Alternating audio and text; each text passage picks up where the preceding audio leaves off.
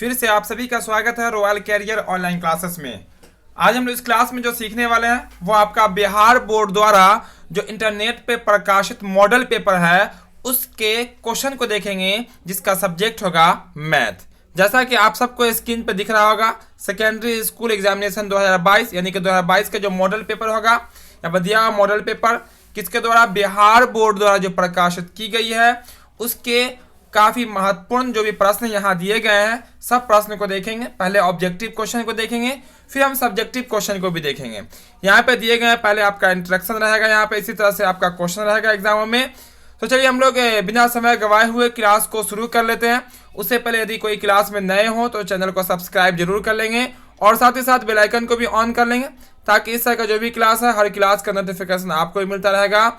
और क्लास को लाइक भी कर देंगे, और जो चैनल और जो दोस्त अब तक क्लास में नहीं आए होंगे सबको शेयर भी करते रहेंगे।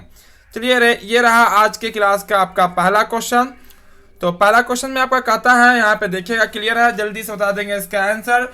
आखिर तक बने रहेंगे, जो भी क्वेश्चन यहाँ पे आज के क्लास में कराई जाएगी सब क्वेश्चन का आंसर आप बताते रहेंगे लगातार और एक्टिव रहेंगे, क्योंकि ये मॉडल पेपर है 2022 एग्जामिनेशन का।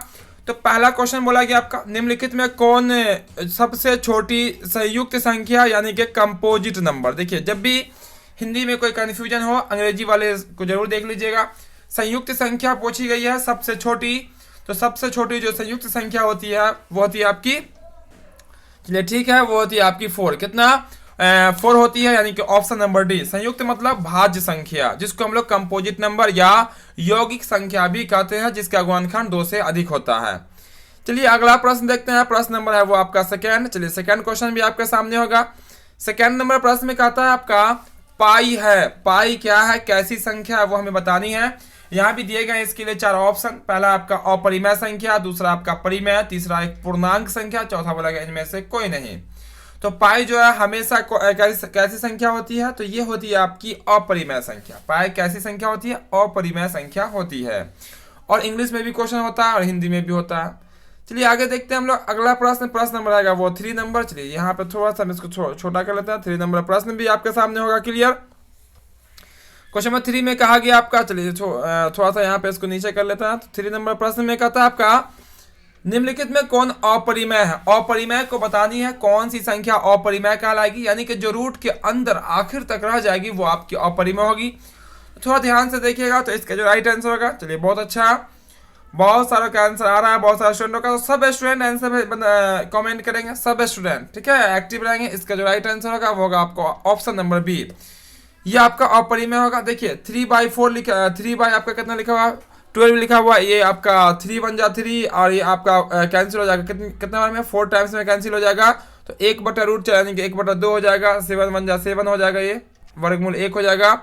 यहाँ जब गुना करेंगे तो 2 हो जाएगा, है ना। ये आपका याद कीजिएगा, तो आपका 1/5 रहेगा, वो भी किसके अंदर, रूट के अंदर। ये वर्गमूल इसका होगा नहीं, यानी कि रूट के अंदर रह जाएगा।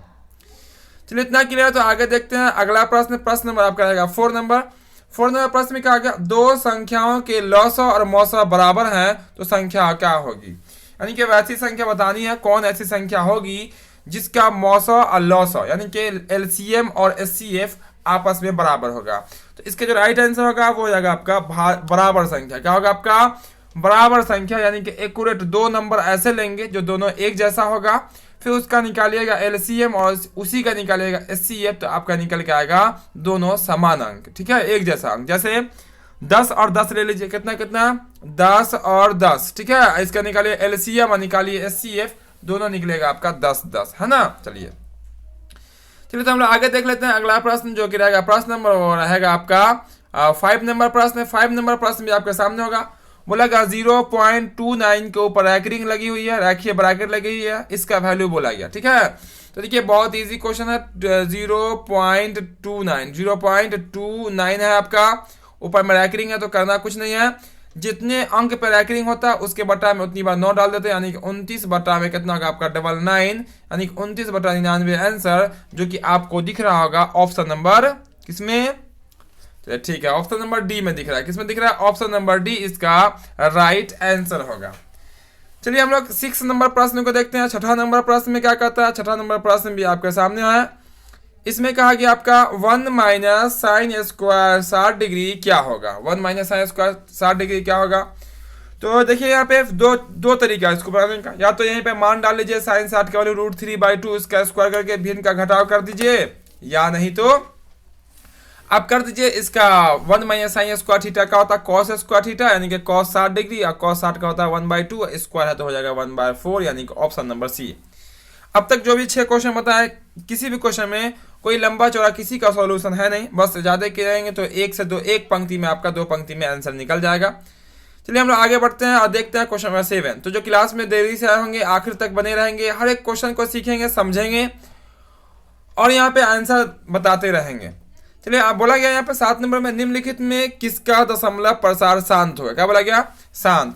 तो शांत उसको कहते हैं जिसके बटा में 2 के गुणनखंड वाला या 5 के गुणनखंड वाला होगा तो वो आपका शांत कहलाता है।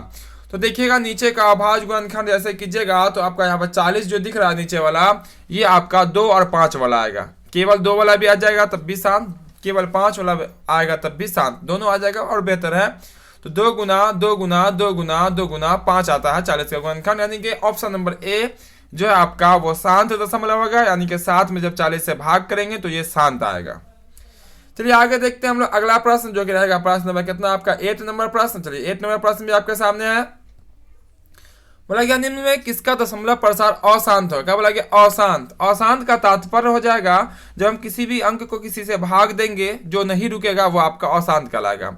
और अशांत के लिए जो कंडीशन है वो है आपका जब बटा में 2 रहे, 5 रहे या उसके अलावा कुछ आ जाए या दोनों नहीं रहे। ठीक है, 2 और 5 वाला नहीं रहे या उसके अलावा कुछ अगर आ जाए, जैसे 3 आ जाए, जैसे 7 आ जाए, वो आपका अशांत होता है। ठीक है, तो इसमें बताना है कि अशांत कौन होगा, तो वो हो जाएगा आपका ऑप्शन नंबर डी। कौन हो जाएगा, ऑप्शन नंबर डी हो जाएगा। चूंकि 343 का जब अभाज्य गुणनखंड कीजिएगा तो यहाँ पे आपका न 2 आएगा न 5 आएगा न अब इसके अलावा भी आ जाएगा बहुत सारे अंक, 2 5 तो आएगा ही नहीं। ठीक है, तो ये आपका अशांत होगा, यानी कि ऑप्शन नंबर डी 31/343।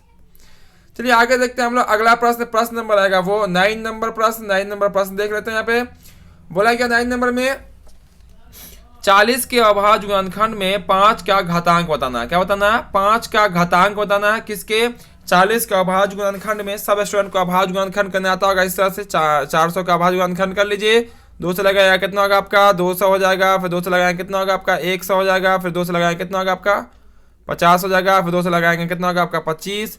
आप 25 को लगाइएगा, फिर 25 को लगाइएगा कितना से, तो 5 से लगाएगा तो हो जाएगा 5 गुना 5, यानी कि यही आएगा गुना में। ये वाला आपका आएगा गुना में।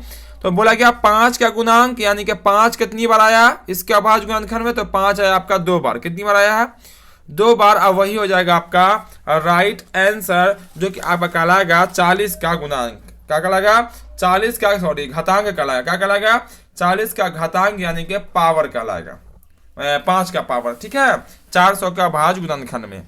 चलिए अगला प्रश्न को देखते हैं जो कि रहेगा प्रश्न नंबर आपका 10। चलिए ये भी क्लियर है आपका। 10वां प्रश्न को आगे देख लेते हैं हम लोग क्वेश्चन नंबर 11 को। ठीक है, क्वेश्चन नंबर 11 देखते हैं क्या। क्वेश्चन नंबर 11 में बोला √125 का क्या होगा, ये हमें बतानी है। और यहाँ पे जो क्वेश्चन है वो आपका इंग्लिश हिंदी के साथ साथ इंग्लिश में भी होता है, क्योंकि ये बिहार बोर्ड का क्वेश्चन है और 2022 मॉडल पेपर का क्वेश्चन है, जो कि आपको ऊपर में भी हेडलाइन दिख रहा होगा। तो यहाँ पे आपका इसके जो राइट आंसर होगा वो होगा आपका 5√5। क्या हो जाएगा, 5√5। कैसे, तो देखिए 125 का जो अभाज्य गुणनखंड करेंगे तो होगा 5 गुना 5 गुना 5, यानी कि इसको हम कर सकते हैं 25 गुना। अब 25 का वर्गमूल हो जाएगा, अंदर का बच गया आपका 5, यानी कि 5√5 इसका राइट आंसर। सब स्टूडेंट लगातार आंसर बताते रहेंगे, इसमें कोई भी आप हेजिटेशन नहीं रखेंगे आंसर बताने में कि गलत हो रहा है सही हो रहा है, बिल्कुल सही होगा। बहुत इजी क्वेश्चन है, सब क्वेश्चन बताया हुआ है, बस आपको यहाँ पे आंसर करते रहना है लगातार। क्वेश्चन नंबर 12 में बोला गया निम्नलिखित में कौन युग्म 100 अभाज्य है। क्या बोला गया, 100 अभाज्य। बहुत ही इंपॉर्टेंट क्लास है, इसीलिए आखिर तक रहेंगे हर एक स्टूडेंट। ठीक है, आखिर तक बने रहेंगे यहाँ पे, ताकि आपको सब क्वेश्चन अगर नहीं आता हो या किसी क्वेश्चन में कोई कंफ्यूजन हो तो पूरा क्लियर हो जाएगा। तो बताना है हमें 100 अभाज्य।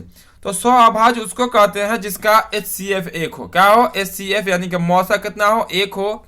चारों ऑप्शन में देखिएगा 2-2 अंक दिए गए, इसमें से कौन सा दो अंक है जिसका HCF 1 होगा? तो इसका जो दिख रहा होगा आपका ऑप्शन नंबर ए 9 और 16। 9 और 16 का जब HCF यानी कि मौसा निकालिएगा तो आपका 1 निकल के आएगा, और 1 होने के कारण यानी कि HCF 1 होने के कारण ये दोनों संख्या जो है 9 और 16 वो आपकी सअभाज्य यानी कि को प्राइम नंबर कहलाएगा। क्या कहलाएगा? को प्राइम नंबर कहलाता है। ठीक है, चलिए आगे देखते हैं हम लोग। अगला प्रश्न देख लेते हैं। प्रश्न नंबर आएगा वो आपका 13 नंबर यानी कि 13 नंबर। 13 नंबर क्वेश्चन में बोला गया आपका रैखिक बहुपद के शून्यकों की संख्या क्या? रैखिक बहुपद यानी कि एक घात वाले बहुपद को रैखिक कहते हैं। तो रैखिक बहुपद के शून्यकों की संख्या बतानी है, कितनी होगी? शून्य कहने का तात्पर्य उसका कितनी बार आंसर निकलेगा। बहुत सारे स्टूडेंटों का आंसर आ रहा है, तो सब स्टूडेंट का आंसर आना चाहिए। बहुत इजी क्वेश्चन है और हर एक क्वेश्चन में आंसर आना चाहिए। तो इसका जो राइट आंसर होगा वो होगा आपका ऑप्शन नंबर सी। क्या होगा? ऑप्शन नंबर सी होगा, क्योंकि एक घात वाले बहुपद का एक बार आंसर होता है, दो घात वाले बहुपद का 2 बार आंसर होता है, और 3 घात वाले बहुपद का 3 बार आंसर होता है। चलिए हम लोग अगला प्रश्न देखते हैं। प्रश्न नंबर आएगा वो 14 नंबर। चलिए वो भी आपके सामने क्लियर है। बोला गया बहुपद x-1 का शून्यक होगा। x-1 का शून्यक क्या होगा? देखिए यहाँ पे रैखिक बहुपद लिखा हुआ है x-1। इसके शून्यकों की संख्या शून्यक बताने की क्या होगी? बहुत इजी है। देखिए तो x-1 कर सकते हैं, तो बराबर क्या आएगा? तो x उस पर कर। अब देखिए तो 1 कहाँ पे आपको दिख रहा है? तो बिल्कुल दिख रहा है ऑप्शन नंबर ए में। किसमें दिख रहा है? ऑप्शन नंबर ए में दिख रहा है 1, इसलिए 14 का इसका आंसर क्या होगा? 1 हो जाएगा। तो यहाँ पे हम बहुत सारे क्वेश्चन बताने वाले हैं, क्योंकि आपके सेट में देखेंगे तो 100 ऑब्जेक्टिव क्वेश्चन और 30 2 नंबर वाले क्वेश्चन और 8 5 नंबर वाले क्वेश्चन है। तो बारी बारी से हमें सब क्वेश्चन को आपको पूरा कंसेप्ट बता के आंसर करके आपको बताएंगे, तो बस आप लोग यहाँ पर ध्यानपूर्वक सीखेंगे। चलिए अगला प्रश्न देखते हैं। प्रश्न नंबर आएगा वो 15 नंबर। 15 नंबर में कहा गया, उसको देखिए 15 नंबर में बोला गया आपका यदि द्विघात बहुपद के शून्यक, देखिए ध्यान से, यहाँ पर शून्यक है -4 और 7, तो द्विघात बहुपद निकालना है। द्विघात बहुपद निकालना है, जबकि आपको मालूम क्या है? तो मालूम है शून्यक है। ठीक है, तो जब शून्यक मालूम हो तो अल्फा प्लस बीटा निकालना पड़ेगा आपको, और अल्फा इंटू बीटा निकालना पड़ेगा। उससे पहले फार्मूला की बात करें तो फार्मूला होता है इसका द्विघात बहुपद का x²। चलिए x² लिख लेते हैं। उसका होता है माइनस, फिर क्या होता है? अल्फा प्लस बीटा, यानी कि दोनों शून्यकों का जोड़। जब -4 और 7 को जोड़िएगा तो आपका निकल के आएगा 3। कितना निकल के आएगा? क्योंकि -4 आप प्लस में 7 कीजिएगा तो 7 में से 4 घट के हो जाएगा 3, तो आपका 3 हो जाएगा। अल्फा प्लस बीटा का वैल्यू इंटू में क्या होगा? आपका x, और होता है प्लस, और फिर होता है अल्फा इंटू बीटा। तो अल्फा इंटू बीटा यानी कि दोनों को जब गुना करेंगे आप, तो -4 को 7 से तो होगा -21। क्या हो जाएगा आपका? -21, जिसका आंसर देखिए यहाँ पे ध्यान से, ये वाला प्लस ये वाला माइनस मिलकर हो जाएगा, पूरा माइनस हो जाएगा। यानी कि जो आपका आंसर होगा वो x² - 3x - 21, सॉरी 7 चौक कितना होता है आपका? 28 होता है। 7 चौक कितना होता है आपका? 28, यानी कि 28 होता है। तो यहाँ पे यानी कि ये आपका हो जाएगा, ये वाला पूरा माइनस, तो हो जाएगा x² - 3x - 28। देखिए तो कहाँ पे है? बिल्कुल आपको दिख रहा है ऑप्शन नंबर सी में। कहाँ? ऑप्शन नंबर सी में दिख रहा है, यानी कि यही इसका राइट आंसर होगा। अगर शून्यक दिया जाएगा तो उसका योग और गुणनफल आप पता कर लीजिएगा। कभी कभी क्या होता है कि योग और गुणनफल मालूम होता है, तो वैसे कंडीशन में दोबारा जोड़ने की जरूरत नहीं पड़ेगी। तो वैसा भी क्वेश्चन आएगा आपके सामने, बस आप धैर्य बना के रहेंगे और हर एक क्वेश्चन को सीखेंगे। बस सामने आपके आ गया वही क्वेश्चन जो अभी बात कर रहे थे हम लोग। बोला गया यहाँ पे द्विघात बहुपद के शून्यकों का योग और गुणनफल, ये आपका योग कहलाएगा, ये आपका गुणनफल कहलाएगा। चूंकि पहले योग है, अब बाद में क्या आपका गुणनफल है। तो बोला गया बहुपद क्या होगा, तो फार्मूला पे आते हैं डायरेक्ट। क्या होता है? x² और फिर होता है माइनस अल्फा प्लस बीटा। तो अल्फा प्लस बीटा कितना है? यानी कि योग कितना आपका 5x है, और प्लस अल्फा इंटू बीटा वो कितना आपका 6 है। देखे तो किस ऑप्शन में है ये? तो आपको दिख रहा होगा ऑप्शन नंबर सेकंड में, यानी कि ऑप्शन नंबर बी में x² - 5x प्लस में 6। फार्मूला आपको याद होना चाहिए द्विघात बहुपद निकालने का, साथ साथ त्रिघात बहुपद भी निकालने का। तो ऑप्शन नंबर बी इसका राइट आंसर हो जाएगा x² - 5x प्लस में 6। चलिए हम लोग अगला प्रश्न देख लेते हैं। प्रश्न नंबर आएगा वो 17 नंबर। 17 नंबर भी सामने आपके क्लियर है। बोला गया यहाँ पे यदि बहुपद y² - 6y + 8 के शून्यक अल्फा बीटा हो, तो अल्फा इंटू बीटा का वैल्यू बोला गया कि क्या होगा। तो यहाँ पे अल्फा इंटू बीटा का तात्पर्य हो गया शून्यकों का गुणनफल। तो शून्यकों का जो गुणनफल का फॉर्मूला होता है वो होता है आपका सी बटा ए का, जिसको हम लोग कहते हैं अल्फा इंटू बीटा। क्या बोलते हैं? Alpha into beta. फॉर्मूला क्या होता है आपका? सी बटा ए। और सी जो होता है आपका वो होता है आपका सिर्फ और सिर्फ अचर मान। तो क्या होगा यहाँ पे? ये होता है आपका सी, ये वाला बी और ये ए होता है। तो यहाँ पे हम देख लेंगे तो सी का वैल्यू कितना आपका 8 है और ए का वैल्यू कुछ नहीं, तो क्या होगा आपका 1 होगा। यानी कि आंसर क्या होने वाला आपका प्लस में 8। देखिए चूंकि ऑप्शन में 8 भी है और -8 भी है, तो आंसर किसके साथ जाना है? 8 के साथ, चूंकि 8 आया यानी कि प्लस में 8 है। ठीक है, ध्यान से यहाँ देखिएगा। ठीक, अगर alpha into B alpha plus beta होता यानी कि शून्यकों का अगर जोड़ होता तो -b बटा ए करते तो आपका 6 हो जाता। ठीक है, यहाँ पे गुना निकाले हैं। चलिए अगला प्रश्न देखते हैं। प्रश्न नंबर आएगा वो 18 नंबर प्रश्न में जो कहता है उसको देख लेते हैं। तो 18 नंबर प्रश्न में आपके सामने होगा क्लियर। बोला गया एक बहुपद दिए गया एफ एक्स में दिया गया, बोला गया f-1। तो देखिए यहाँ पे बहुत इजी क्वेश्चन है। एफ का लिखा हुआ एक्स लिखा हुआ, एफ एक्स बड़ा का समीकरण 3x स्क्वायर है, माइनस में 7x है, प्लस में कितना आपका 2 है। अब थोड़ा यहाँ ध्यान से देखिएगा तो यहाँ पे देखिए f के बगल में क्या बोला गया? -1, यानी कि कहीं ना कहीं x का वैल्यू कितना आपका -1 है। ऐसा बोला गया कि नहीं बोला गया? देखिए तो जहां जहां x लिखा हुआ वहां डाल दीजिए -1। तो आपका क्या हो जाएगा यहाँ पे 3। देखिएगा यहाँ पे थोड़ा सा 3 और यहाँ पे x के जगह पे -1 और -1 का स्क्वायर क्या हो जाएगा आपका +1 हो जाएगा। ठीक है, अब माइनस देखिए 7 ये -7 और गुना x का वैल्यू कितना आपका -1 है। क्या आपका? ये आपका -1 हो जाएगा, -1 ये बार आपका हो जाएगा -1 और प्लस में क्या आपका 2 है। ठीक है, इतना 2 है। अब देखिएगा ध्यान से यहाँ पे माइनस इसलिए कर चुके, एक बार चलिए कर देते हैं ऐसे, माइनस करके स्क्वायर कर देते हैं। ठीक, अब देखिए -1 का स्क्वायर +1 3 हो जाएगा, माइनस प्लस 7 हो जाएगा और प्लस में कितना आपका है 2। जोड़ लीजिए 7 3 10 2 12 आया आपका प्लस में। क्या है आपका? 12 प्लस में आया, यानी कि जहां जहां आपको x दिख रहा है ना वहां वहां -1 डाल दीजिए, फिर उसको कीजिए सॉल्व और आ जाएगा आपका 12 और वही हो जाएगा आपका आंसर। तो जो अब तक क्लास को लाइक नहीं किए होंगे क्लास को लाइक जरूर कर देंगे हर एक के स्टूडेंट, और जो चैनल पे नए होंगे चैनल को सब्सक्राइब जरूर कर लेंगे, ताकि इस तरह का जो भी क्लास है हर एक मॉडल पेपर का पूरा सॉल्यूशन सही सॉल्यूशन के साथ आपको पूरा कंसेप्ट के साथ आंसर यहाँ से आप प्राप्त कर सकते हैं और अपनी तैयारी बिल्कुल आसानी पूर्वक कर सकते हैं। तो चलिए यहाँ पर 19 नंबर प्रश्न देखेंगे। 19 नंबर प्रश्न में कहा गया x² - 3 के शून्यक है। x² - 3 का जो शून्यक होगा वो बतानी है। तो करना है कुछ नहीं, बस x का वैल्यू निकाल देना, वही हो जाएगा आंसर। जल्दी से बता देंगे सब इसका आंसर। चलिए x² माइनस में आपका है 3, तो उस पर कर लीजिए 0, तो ये हो जाएगा x इक्वल में कितना आपका 3। यहाँ से डाल लीजिए यहाँ पे स्क्वायर, तो इस पर डाल दीजिए रूट, इसका वैल्यू होगा प्लस और माइनस में, यानी कि इसका आंसर जो आएगा वो √3 प्लस में और √3 माइनस में होगा, जो कि आपका ऑप्शन नंबर बी में है। देखिएगा थोड़ा ध्यान से, थोड़ा दिमाग लगाइएगा।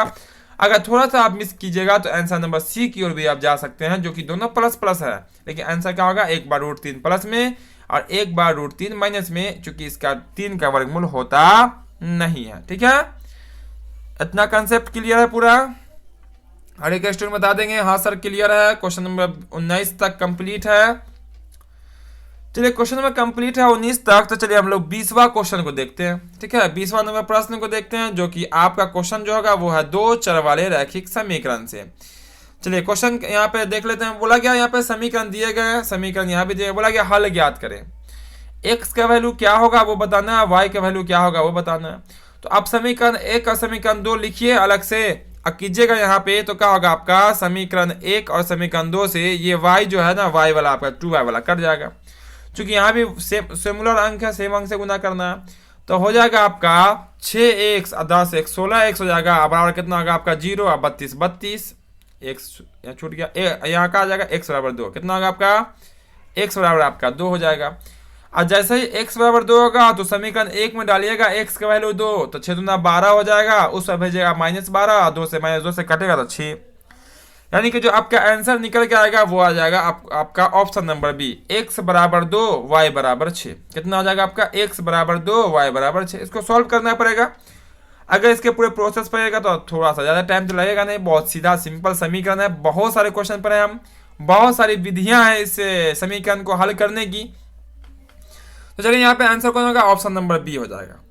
चलिए हम लोग आगे देख लेते हैं अगला प्रश्न, जो कि रहेगा प्रश्न नंबर आपका 21। कौन सा रहेगा? 21 नंबर प्रश्न को देखेंगे। चलिए थोड़ा सा और इसको छोटा कर लेते हैं। 21 नंबर प्रश्न, चूंकि कुछ कटिंग है पेज में।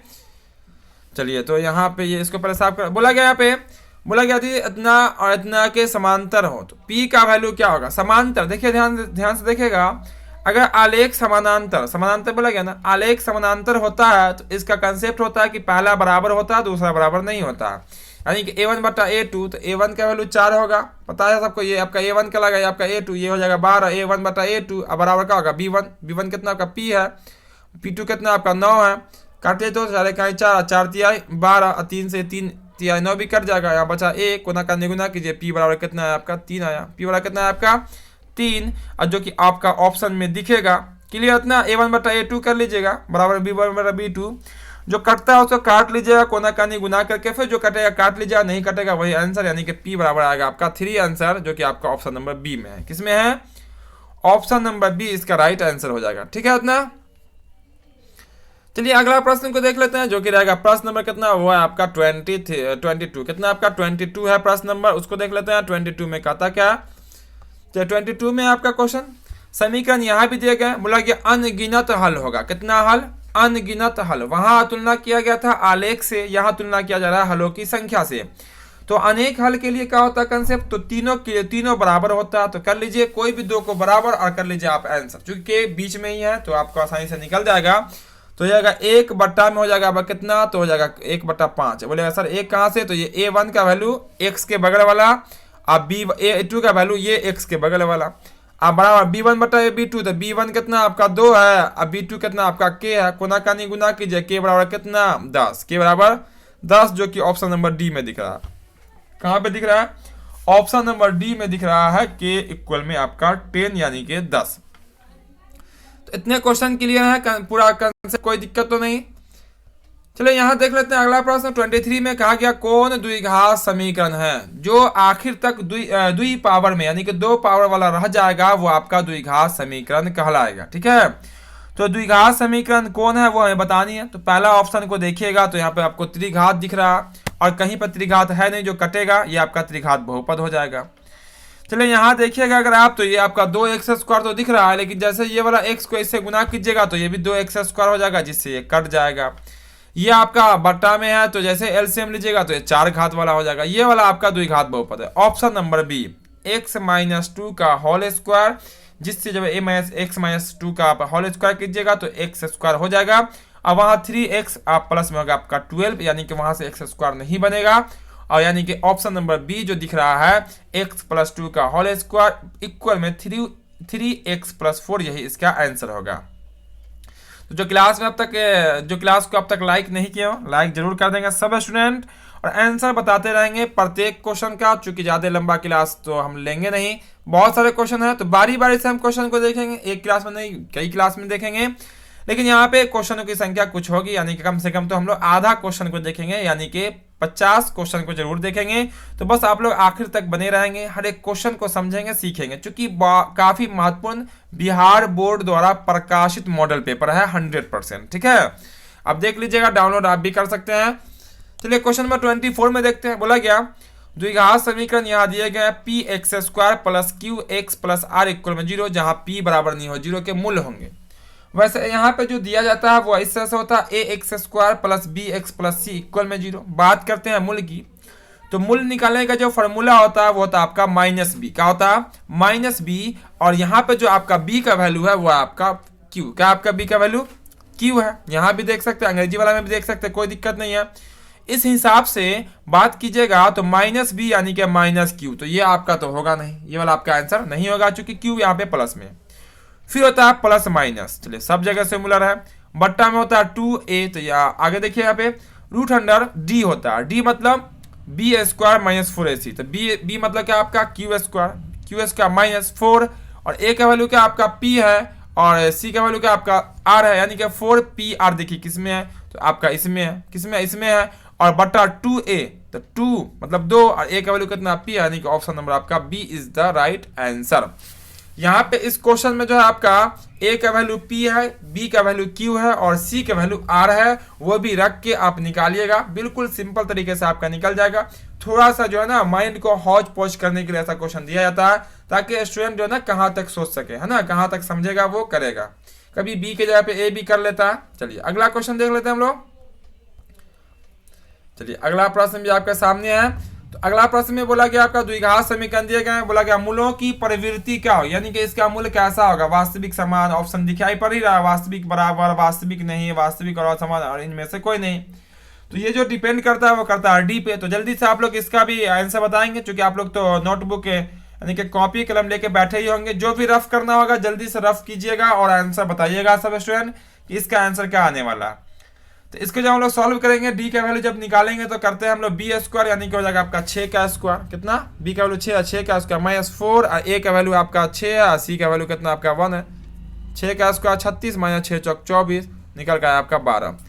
तो 12 जो निकल का है, 12 जो होता है वो आपका 0 से क्या होता है, बड़ा होता है। सबको पता है कि 12 0 से बड़ा है, और जब भी डी का वैल्यू 0 से बड़ा आ जाएगा तो इसका मूल्य जो है वास्तविक और असमान होता है। क्या होता है, मूल्य वास्तविक और असमान। यहाँ पे आपका ऑप्शन नंबर सी में दिख रहा है, यानी कि मूल्य निकलेगा, इसका आंसर निकलेगा, और 2 बार आंसर निकलेगा, चूंकि द्विघात समीकरण है और दोनों आंसर जो होगा वो अलग अलग निकलेगा। ठीक है ना। चलिए अगला प्रश्न, प्रश्न नंबर 26, सॉरी एक मिनट यहाँ पे ऊपर कर लेते हैं। 26 क्वेश्चन नंबर 26 में देखते हैं। 26 में कहा कि आपका यहाँ पे दिए गए इतना, बोला गया मूलों का योग क्या होगा। मूलों का योग यानी कि अल्फा इंटू बीटा बोल पूछा गया हमसे। क्या पूछा गया, alpha into beta, alpha plus beta. तो चलिए हम लोग योग से ही काम चला लेते हैं। योग जो हिंदी में कहा शब्दों में लिख लेते हैं। क्या होता है फॉर्मूला, -b/a। क्या होता है, -b/a, और b का जो वैल्यू है वो आपका होता है x के बगल वाला, यानी कि x के गुना वाला। तो x के गुना में कितना, पहले तो फार्मूला का माइनस दीजिए, फिर x के जो गुना में वो आपका -18। क्या आपका माइनस में 18, क्या आपका x के बगल में, एक मिनट, यहाँ पे माइनस में 18 है, और आपका बट्टा में वो आपका क्या है, a का वैल्यू 3 है। a का वैल्यू 3 है, ये माइनस है, माइनस मिलकर हो जाएगा प्लस, और 3 छक कितना होता है, 18 होता है। 6 देखिए तो प्लस में कहाँ पे है, डी में है, वही इसका आंसर होगा। ठीक है, यहाँ पे समझ लीजिएगा, ये वाला माइनस, फार्मूला का माइनस, कौन वाला माइनस, फार्मूला का माइनस। ठीक है, ये फार्मूला का माइनस, ये बी का वैल्यू माइनस मिलकर क्या बन गया आपका प्लस, 3 छक 18 हो गया, यानी कि कौन आंसर होगा, डी नंबर इसका आंसर हो जाएगा, अल्फा प्लस बीटा यानी कि योग का। ठीक है ना।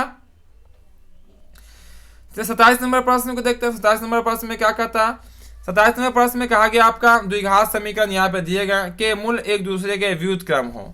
यदि देखिए मूल जो निकलेगा ना वो एक दूसरे का व्युत्क्रम होना चाहिए। क्या होना चाहिए, व्युत्क्रम, यानी कि उल्टा होनी चाहिए, उल्टी होनी चाहिए। तो किसका वैल्यू क्या होगा, तो देखिए ए का वैल्यू कर दीजिए सी, शुरू वाले को पहले कर दीजिए, अब पहले वाले को कर दीजिए शुरू में, क्या होगा आपका व्युत्क्रम हो जाएगा, यानी कि ऑप्शन नंबर इसका हो जाएगा आपका बी नंबर। ठीक है, चलिए अगला प्रश्न को देखते हैं। प्रश्न नंबर आएगा वो 28 नंबर। कौन सा नंबर, 28 में कहा गया आपका समांतर श्रेणी दी गई। बोला गया 15वां पद क्या होगा, कौन सा पद बोला गया, 15वां पद, यानी कि a + 14d का वैल्यू बोला। किसका वैल्यू, a, 15वां पद को क्या बोलते हैं, a + 14d, है ना।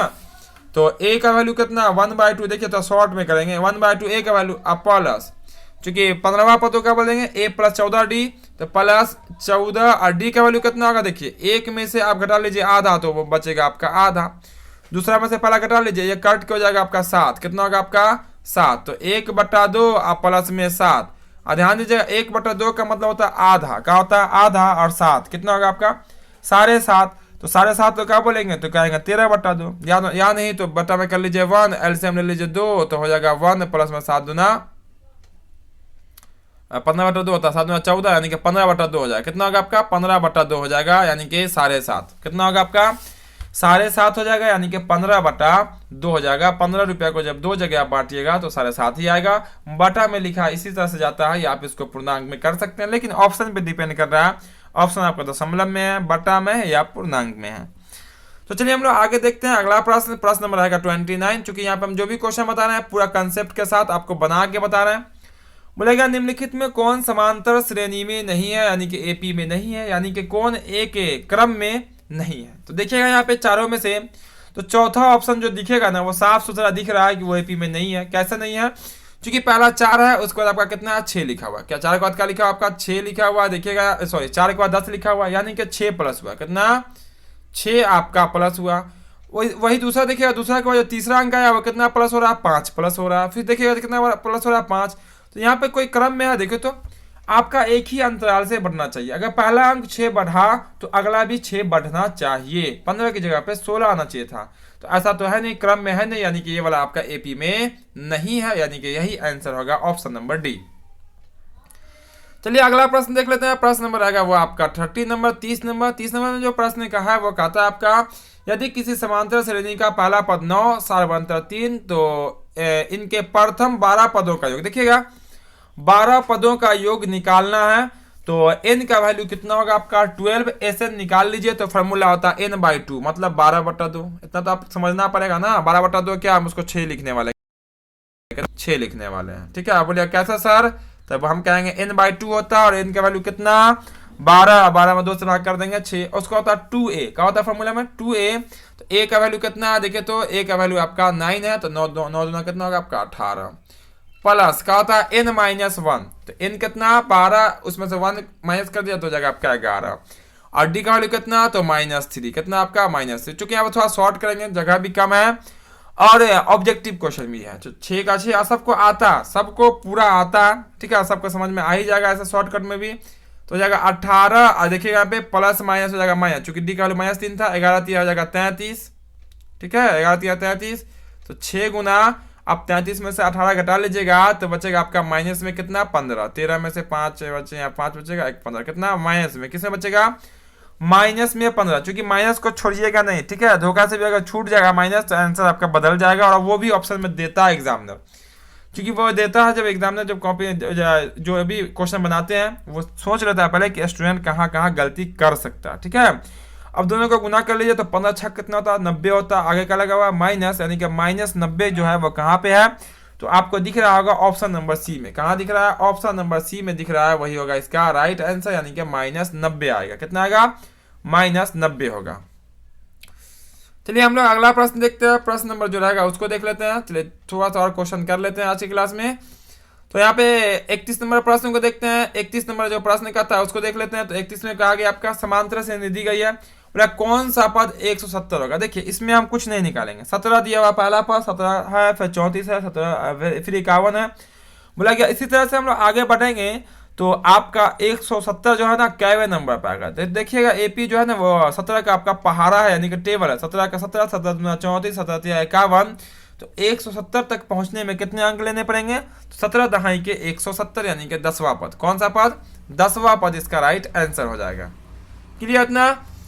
चलिए आगे देखते हैं 32 नंबर प्रश्न। किसको देखेंगे, 32 नंबर प्रश्न को देखेंगे। तो 32 नंबर प्रश्न में कहा गया यहाँ पे the number of term in an AP 51 48 45 फिर डॉट डॉट 6 इज, यानी कि बोला गया कि जब हम लोग 51 48 45 यानी कि 3 घटते हुए नीचे की ओर आएंगे 6 तक पहुंचेंगे। कितना तक, 6 तक पहुंचेंगे तो कितने संख्या होंगे उसके बीच में, यानी कि 51 से लेके 6 तक आने में कितने अंक होंगे, यानी कि n का वैल्यू निकालना है। किसका वैल्यू, n का वैल्यू निकालना है, जबकि आपको an अंतिम पद मालूम है कितना 6 है।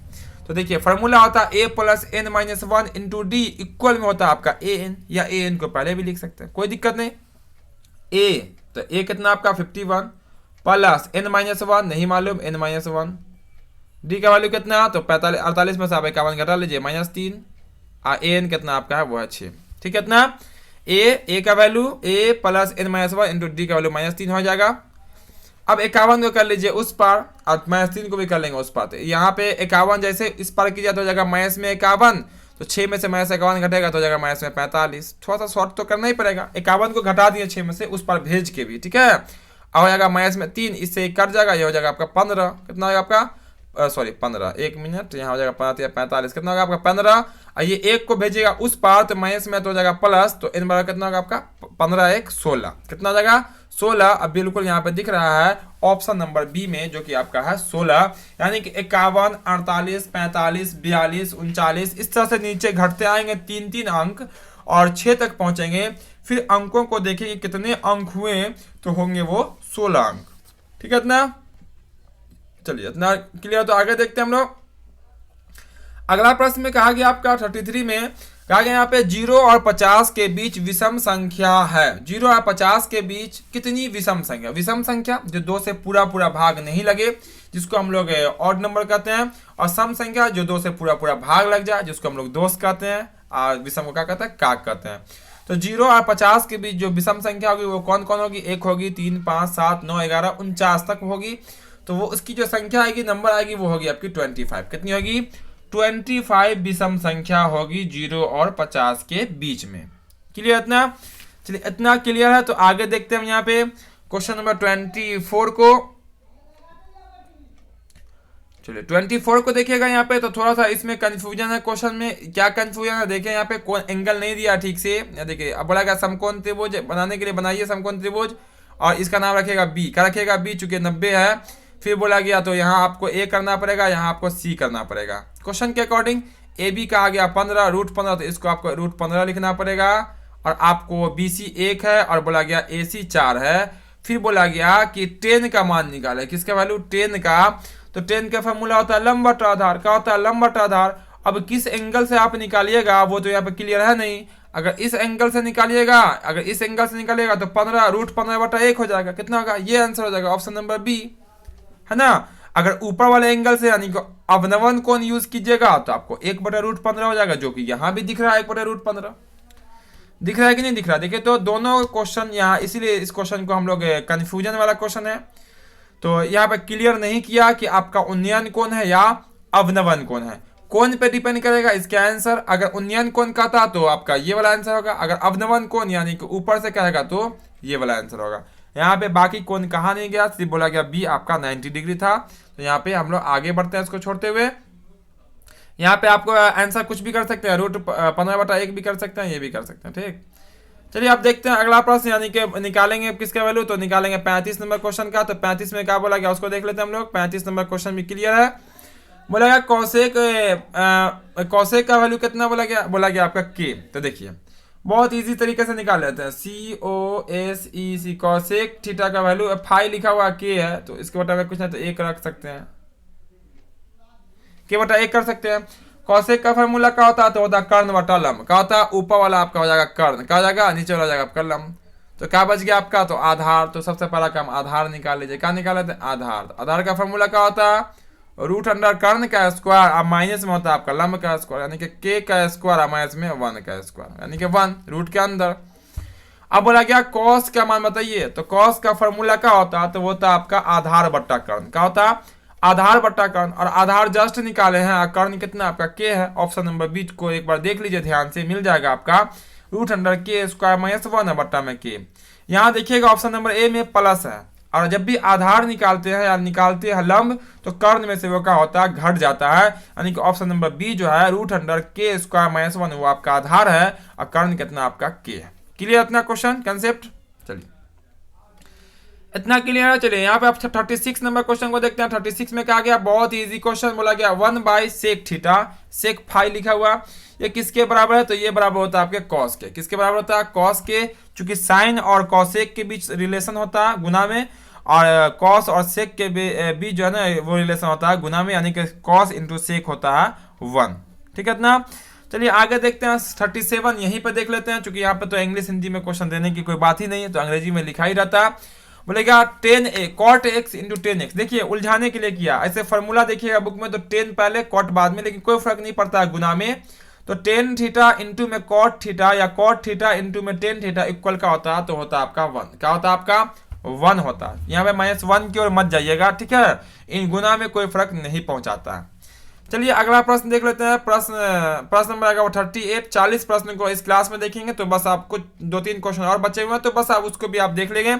जो क्लास में देरी से आए होंगे क्लास को लाइक जरूर कर देंगे और आखिर तक बने रहेंगे, ठीक है? हर एक क्वेश्चन को सीखेंगे समझेंगे, क्योंकि काफी महत्वपूर्ण, काफी बीबीआई और ऐसे ही क्वेश्चन एग्जाम में आपके पूछे जाएंगे, क्योंकि ये बिहार बोर्ड का ही एक मॉडल पेपर है। मॉडल प्रकाशित किया है कि हम ऐसे ही एग्जाम में क्वेश्चन पूछने वाले हैं। बोला गया कॉस का वैल्यू 1/2, तो बोला गया आपका कॉसेक का मान। तो देखिए कॉस के जो फॉर्मूला होता, कॉस का फॉर्मूला क्या होता है? तो कॉस का फॉर्मूला होता है आपका आधार बट्टा कर्ण। क्या होता है? आधार बट्टा कर्ण होता है कॉस का फॉर्मूला। तो चूंकि हम लिख देते हैं, देखिए कॉस का मान होता है दिया हुआ आपका 1/2, तो कॉस का ये हो गया आपका आधार, ये हो गया आपका कर्ण, तो क्या बच गया आपका लंब। तो लंब जैसे ही आप निकालिएगा लंब, चूंकि आपको कॉसेक के लिए लंब चाहिए, तो लंब जैसे ही निकालिएगा तो फॉर्मूला क्या होता है, कर्ण का स्क्वायर माइनस में लंब का स्क्वायर। तो कर्ण का स्क्वायर यानी कि 2 का स्क्वायर 4 और 1 का स्क्वायर 1, यानी कितना होगा आपका √3। कितना होगा √3। ये √3 किसका वैल्यू निकला, तो निकला लंब। क्या निकला √3 लंब निकला। अब बोला गया कॉस का वैल्यू, सॉरी कॉसेक का वैल्यू। किसका वैल्यू, कॉसेक का वैल्यू। तो कॉसेक का फॉर्मूला क्या होता है, तो वो होता है कर्ण बट्टा में लंब। क्या होता है, कर्ण के बट्टा में होता है लंब। कॉसेक चूंकि होता है वो साइन का व्युत्क्रम, साइन का होता है लंब बट्टा कर्ण। तो कॉसेक में क्या होता है, कर्ण बट्टा में लंब। तो कर्ण कितना है, देखिए 2 है, कर्ण कितना 2, और 2 बट्टा कितना होगा आपका लंब नीचे √3। तो 2 बट्टा √3 किस में दिख रहा है, तो ऑप्शन नंबर बी में दिख रहा है। कहाँ दिख रहा है, देखिए यहाँ भी दिख रहा है आपको, यहाँ भी दिख रहा है। तो इसका जो आंसर होगा वो क्या होगा आपका 2 बट्टा √3 हो जाएगा। ठीक है इतना। चलिए आगे देख लेते हैं, यहाँ पे चलिए क्लियर है। अब देखिएगा यहाँ पे ध्यान से, तो बोला गया फाइव बराबर 25। कितना, फाइव का वैल्यू 25, यानी कि ये आपका 25 का लाएगा, ये भी आपका 25 का लाएगा। एंगल 25 होगा। कौन कौन, ये वाला और ये वाला, ठीक है, ये वाला और ये वाला। तो आप दोनों का मान डालिए, तो 10 सेक 45 का वैल्यू होता है √2, आप प्लस कॉसेक 45 होता है √2, तो 1 √2 और 1 √2 कितना 2 √2, यही आंसर। ये दिख रहा है किसमें, तो ऑप्शन नंबर डी में दिख रहा है। कहाँ दिख रहा है, ऑप्शन नंबर डी। यहाँ देखिए या यहाँ देखिए, कोई दिक्कत नहीं है। तो ऑप्शन नंबर डी हो जाएगा 2 √2, चूंकि दोनों 10 सेक 45 और कॉसेक 45 दोनों का वैल्यू क्या होता है आपका 45 होता है। चलिए हम लोग अगला क्वेश्चन यानी कि आज के क्लास का अंतिम क्वेश्चन देख लेते हैं। क्वेश्चन नंबर कितना, 40 नंबर प्रश्न। ठीक है, यहाँ पे क्योंकि यहाँ तो आपको प्रश्न दिखाई पड़ेंगे 100। कितने प्रश्न दिखाई पड़ेंगे, 100 दिखाई पड़ेंगे। लेकिन हम आप लोग बारी बारी से देखेंगे ताकि आपको ज़्यादा लंबा क्लास नहीं होगा और हर एक क्वेश्चन समझ में आ जाएगा। ठीक है, इसका वैल्यू बोला गया एंगल कितना होगा। तो देखिए यहाँ पे √3 को पहले 3 को उस पर भेजिए, तो आपका √3 और 10 हो जाएगा आपका इक्वल में 3 हो जाएगा। 3 को उस पर भेजिएगा तो 10 यहाँ पर थीटा इक्वल में, इस 3 को आप लिख सकते हैं √3 गुना में √3। क्या लिख सकते हैं, √3 को √3 से गुना करेंगे 3 होगा, ये दोनों बराबर है। अब बट्टा में क्या आपका √3, ये इससे कट जाएगा। अब बता सकते हैं 10 में √3 किसका वैल्यू होता है, 60 डिग्री का होता है। आंसर कर लीजिए 60 डिग्री। क्या कर लीजिए, 60 डिग्री कर लीजिए और आपका आंसर कंप्लीट हो जाएगा। अगला क्वेश्चन जो आपको दिख रहा होगा अधूरा, उसको भी कर देते हैं पूरा, है ना। अधूरा जो दिख रहा है उसको भी कर देते हैं पूरा। हर एक क्वेश्चन अधूरा है। यहाँ पे इसका वैल्यू कितना होगा आपका 1 हो जाएगा। कितना होगा आपका 1। 2 क्वेश्चन आप कमेंट में जरूर बता देंगे, 41 नंबर का, 42 नंबर का। बहुत इजी क्वेश्चन है दोनों। तो बस आज के क्लास में हम लोग इतने ही क्वेश्चन को देखते हैं, 41 और 42 दोनों आप कमेंट में बताएंगे। ठीक है आंसर। तो उम्मीद करते हैं आज का क्लास आप सबको बिल्कुल आसानी से समझ में आया होगा, खूब मजा भी आया होगा। बहुत सारे स्टूडेंटों का 40 में 40 सही भी हुआ होगा और ऐसे ही क्वेश्चन बिहार बोर्ड के एग्जाम में पूछे जाएंगे। तो हम इसके जो क्वेश्चन बच गए यानी कि 41, 42, 100 क्वेश्चन, इसके सब्जेक्टिव क्वेश्चन भी होंगे और साथ ही साथ साइंस, सोशल साइंस और लैंग्वेज पेपर के भी आ चुके हैं ये मॉडल पेपर। तो उसका भी हम लगातार प्रैक्टिस कराएंगे आपको, ऑब्जेक्टिव क्वेश्चन का भी और सब्जेक्टिव क्वेश्चन का भी। तो क्लास में बस आप लोग लगातार बने रहेंगे शाम के 6 बजे से। तो जो क्लास को अब तक लाइक नहीं किए होंगे, क्लास को लाइक जरूर कर देंगे। जो चैनल पर नए होंगे चैनल को सब्सक्राइब करके बेल आइकन जरूर दबा लेंगे, ताकि इस तरह का जो भी क्लास होगा हर एक क्लास का नोटिफिकेशन आपको ही मिलेगा और आप भी बिल्कुल आसानी पूर्वक हमारे साथ जुड़ सकते हैं और अपनी तैयारी बिल्कुल आसानी से कर सकते हैं। तो फिर मिलते हैं हम बहुत जल्द अगली क्लास में। जय हिंद।